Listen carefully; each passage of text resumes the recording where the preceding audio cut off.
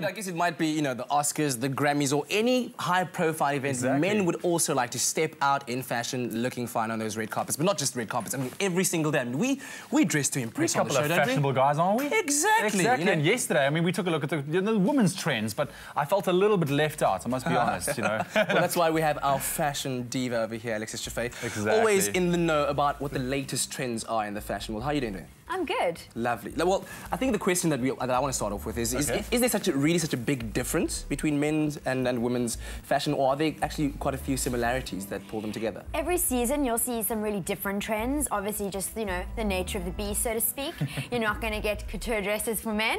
But there are a lot of similarities. A lot of designers will create a collection for men and for women, and so they will pull a trend through both collections.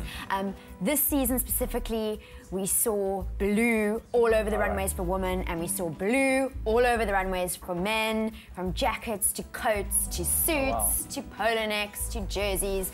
Everything in blue. That out over there. So this is what men can look forward to coming up in the new season, right? Yes. Okay. And it's a kind of a mix between your very chic kind of slim cut suits and your more bulky sporty jackets.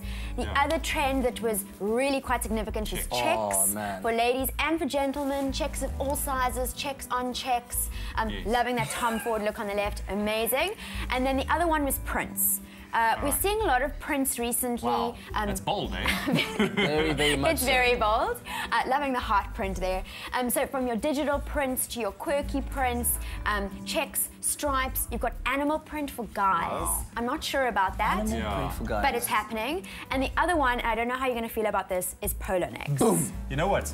I have a little bit of a question mark on polo necks. I know you like your polo necks. Dude, my mom used to dress me in polo necks when I grew up, and I think I kind of learned to love them then. And when dressed correctly, like with the examples we're seeing here, it can really look so classy. No, it does look classy, but I'm just saying, for me personally, maybe not. Something about around the neck or. But girls and guys are going to be pulling on those polo necks next season. They are. It is really a key. So I'll be standing out like a sore thumb then. I mean, look at that one on the left. I mean, just how well put together is that outfit? That would be totally me right there. Let's see if the man on the street can pull it off next season. I think it'll be an interesting one to watch. So we want to talk about the other key pieces that you need. Yes, first is your polo neck, then it's anything in red. Red for men specifically was a way bigger trend than in women's wear. Red jackets, red coats, red cardigans. So you've got to have something in red. So there's a focus on solid colours, like we saw with the blue as well, and now with the red as well. Yes, it's definitely a return to solid colours. The other one is a toggle coat. A toggle coat. I like that. Being British, it always reminds me of Paddington Bear. You know, he had the little coat with the toggles. But this is a huge piece. Again, this is an outer coat. This is a bit of a sporty weekend piece, but it's definitely a must-have. I love this. I love this. Another interesting styling trend that I took note of was a white button-up shirt, but all the way to the top with no tie, no bow tie, nothing. Clean. So you've just got the collar and the buttons. This was all over the runways. Various designers did it. And it's actually something that guys can do now. Like today, you can go to work and decide, I'm not going to wear a tie. Unless if you're going to a meeting, you want to keep the tie on. Then you should probably do that.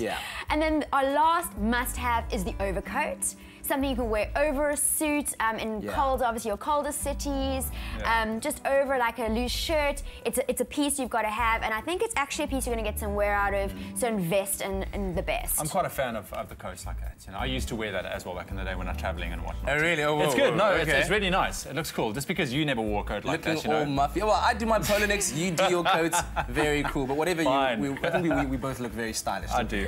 Put it there, man. Well, thank you very much, Alexis. Really, really appreciate it. I think now we all know out there what you need to get in your wardrobe to make sure you're looking stylish. And if you're going to be looking stylish, you might as well be going to a stylish event, right? Indeed. It's the Polo Masters taking place tomorrow. You're going to be there? I'm definitely going to be there.